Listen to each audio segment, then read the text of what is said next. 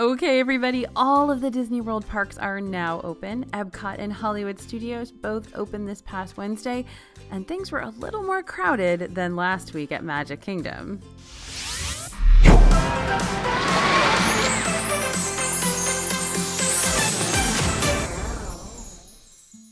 Hey everybody, it's AJ for Disney Food Blog. I am coming to you from a hotel in Mobile, Alabama on my way home from Disney World.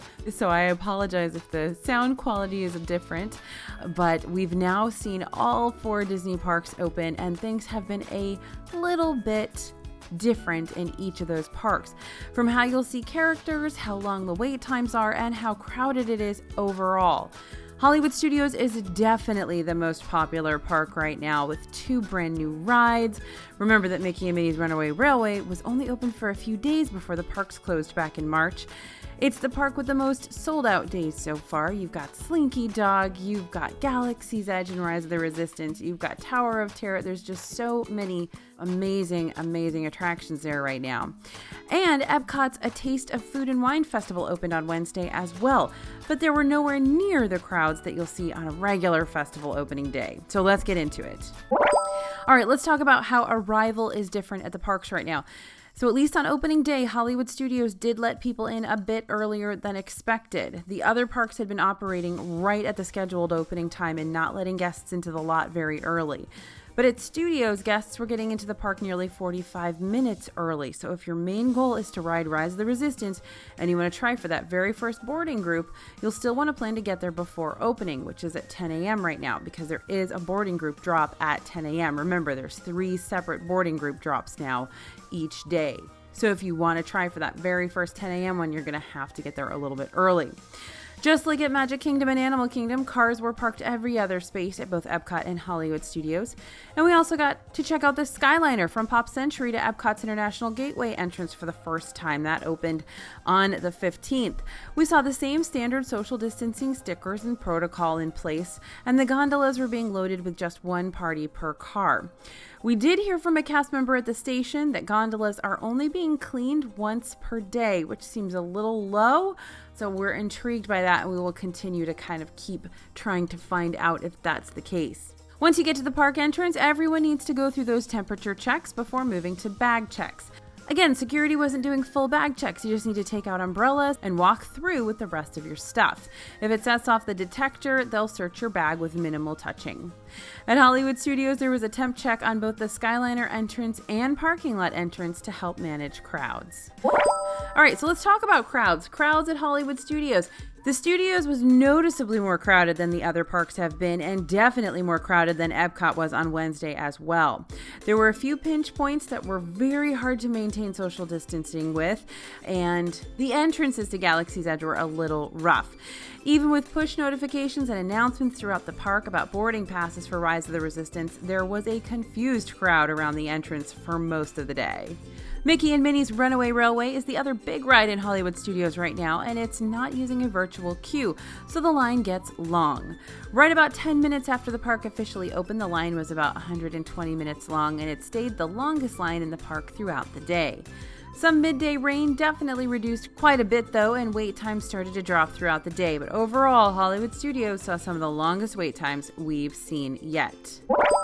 All right, so let's talk about the biggest headliner in Hollywood Studios right now, and frankly in all of Walt Disney World, Rise of the Resistance in Galaxy's Edge. This attraction is still using a virtual queue, but things are working a little bit differently since the reopening. Before, all of those boarding passes would be distributed right when the park opened, but now boarding passes for the virtual queue are available 3 times, like we said, 10 a.m. with park opening, 1 p.m. and 4 p.m. You and everyone in your party who's riding need to be in the park, and you'll access boarding passes within the My Disney Experience app just like before. And just like before, those boarding passes go fast. Every time they were released, they were gone within minutes, if not seconds. So have the app open and be ready to click fast. Once you get your boarding pass, you can do whatever you like, but you'll only have 1 hour to return to the ride once you get called. Your pass will expire at the end of that hour, but there is a little leeway if you have a dining reservation, so take that screenshot and talk to a cast member if you're in a situation where you might miss that window because you have another reservation. They might be able to help. The ride has been going down fairly frequently since cast member previews and into the first day. So even if you get a boarding pass, there's no guarantee you'll get to ride. Your group may not get called if you're in a backup group. Now, if you do get to ride, the queue has social distancing stickers and plexiglass in a few places. For the pre-show and the transport ship, you're going to be given a number for your group to stand on. And in the Star Destroyer hangar, they also have social distancing stickers, so you can take a moment to get some pictures before you move on in the queue. Each party is going to have their own ride vehicle in the trackless portion of the ride. Cast members are still definitely in character, so social distancing requests come with some extra sass once you're in the first order section of the ride. All right, let's talk other rides in Hollywood Studios. This is home, like we said, to some of the most popular rides at Disney World right now, so those long lines are no surprise. Slinky Dog Dash had about a 30 to 40 minute wait for most of the day, though rain caused it to close for a good portion of the day as well. Just like other coasters we've ridden, there was space between parties while riding, though we didn't see much sanitation happening in Toy Story Land. It seems to be the same protocol as the other parks, where rides will shut down for 10 to 15 minutes every 2 hours for sanitation. But remember, Disney World's not running their Fast Pass service right now. Every single ride line, except for Rise of the Resistance, is going to be a regular old standby queue. So 30 to 40 minutes waiting for Slinky Dog Dash in the hot sun, because that's an outdoor queue, can be pretty nasty. So it may make sense to arrive early to Hollywood Studios to make sure you get to ride some of those favorites first, because the ride lines do seem to be long consistently throughout the day. At the other parks, we saw the super popular ride wait times going down throughout the day, but at Disney's Hollywood Studios, it's pretty packed throughout the day. Toy Story Mania had a shorter line. It was only around 10 minutes when we rode, and it seems that multiple parties were being sat in each ride vehicle here. They are back-to-back seats, so it's kind of like riding the monorail in that respect. But of course, if you do feel uncomfortable with that, you can always request that your party is going in a ride vehicle by yourselves. Over on Sunset Boulevard, Tower of Terror and Rock and Roller Coaster drew larger lines later in the day after everyone hit up Galaxy's Edge and Slinky Dog, so we'd still recommend going to those first if you want a shorter wait. And back in Galaxy's Edge, if you've ever wanted to guarantee you get the pilot seat on Millennium Falcon Smuggler's Run, this is your time. You'll be skipping the pre-show, but the queue still passes through there, so you can still see the awesome animatronic Hondo Anaka. But each party will get their own cockpit, so you only have to battle your travel group for the pilot position. And groups are socially distanced in the holochess room, but you still have time to take a photo at the chess table if you want to. Just remember, you have to leave your mask on for all photos in the park. Okay, headed over to Oguz Cantina. Oguz is open and running at super limited capacity right now. They're seating every other high top and asking guests not to move around to take photos or check the place out, which is a bummer because it's so cool inside and not every seat has the best view. You are also expected to wear a mask at all times except when eating or drinking, so while you're waiting for your order or signing your check, pull that mask back up. There's also still that 45-minute time limit, which was kind of the norm for Oguz anyway before the parks closed. And now that they have a smaller capacity, they may be even less lenient than before on that 45 minutes. Alright, so shopping in Galaxy's Edge has changed significantly as well. Stores all over the parks are equipped with virtual queues if lines get long, but shopping in Galaxy's Edge has always been and continues to be a little bit different. Most of the shops are in the marketplace, which is roped off completely and may or may not use a virtual queue depending on how long the line gets. Once you get in there, only one party is allowed in each individual shop at a time because they're so tiny. Doc Ondar's is another relatively tiny store. I mean, they're all tiny in Galaxy's Edge, and it's capped at just 26 people, so if you want a holocron cube, prepare to wait. Savi's Workshop, the custom lightsaber building experience, isn't currently running, but they are using Savi's to be a retail location for the legacy lightsabers there. They're only letting in serious buyers due to capacity, so if you go in, you kind of gotta buy one of those really expensive lightsabers.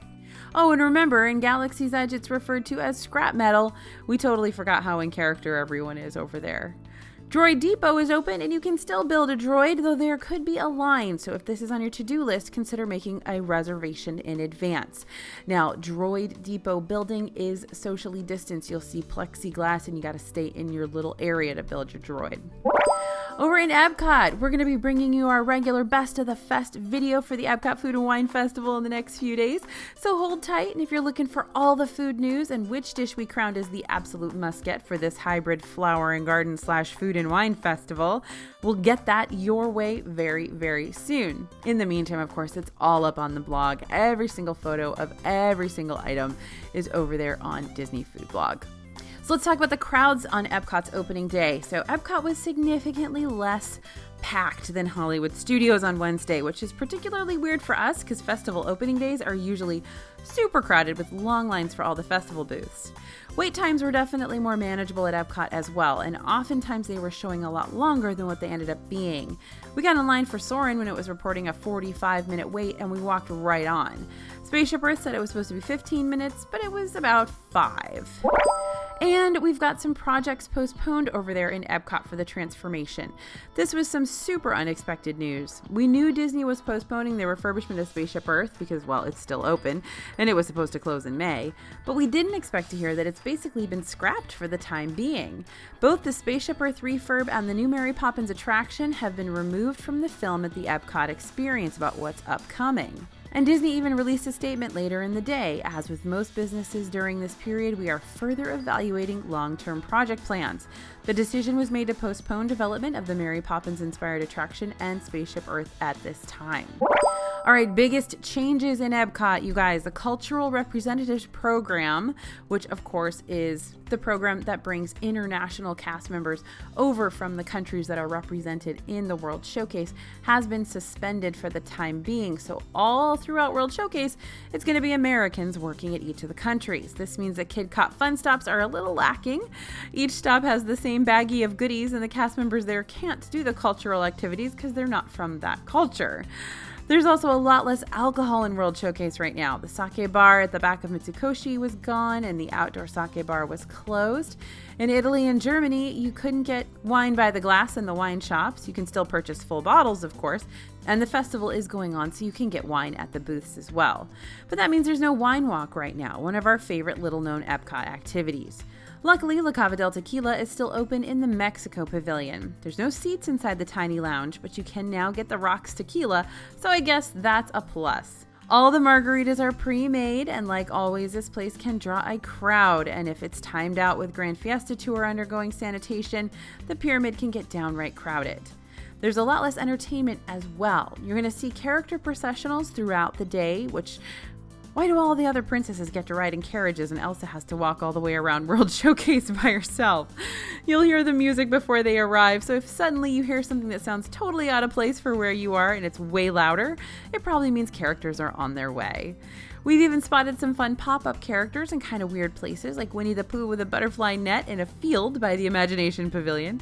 For the most part, though, there's no entertainment in the countries, though you can catch Mariachi Cobre and the Jammers performing on the America Garden stage. All right, let's talk character meals.